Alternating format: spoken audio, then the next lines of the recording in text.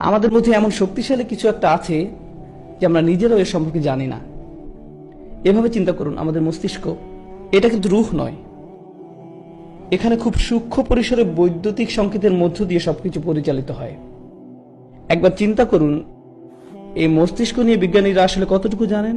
এত বছরের গবেষণার পরেও তারা বলে থাকেন আমরা প্রায় কিছুই জানি না, আমরা মাত্র এটা বুঝতে শুরু করেছি। আর এই মস্তিষ্ক আসলে কিসের অংশ? আলামুল খলক। তাহলে আমরা কিভাবে আলামুল আমর নিয়ে বা রূহ নিয়ে জানব? তাই আল্লাহ আমাদের শিক্ষা দিচ্ছেন যে আমাদের অভিযানে নামতে হবে। যতই আপনি বরাদ্দ অনুযায়ী কাজ করবেন, ততই নিজের সম্পর্কে আরো জানতে পারবেন। আপনি আসলে কে সেটা আপনি কখনোই জানতে পারবেন না যতক্ষণ আপনি নিজেকে কাজে নিয়োজিত না করছেন। আর আমি এটাই আপনাদেরকে বোঝাতে চাইছিলাম। বর্তমান সময়ের তরুণরা, বিশেষভাবে তরুণরা, তারা বলে যে আমি জানি না আমার কি করা উচিত।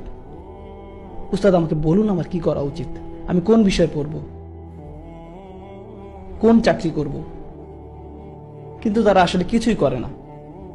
তারা একজনের কাছ থেকে 30টা উপদেশ নেয়, তারপর আরেকজনের কাছে যায়, সেখান থেকে 40টা উপদেশ নেয়, তারপর আরেকজনের কাছ থেকে 50টা উপদেশ নেয়। এরপর যখন বিভিন্ন লোকের কাছ থেকে অনেক উপদেশ জমা হয়, তখন তারা বলে আমি তো 100 জনের কাছ থেকে 100 রকমের উপদেশ পেয়েছি।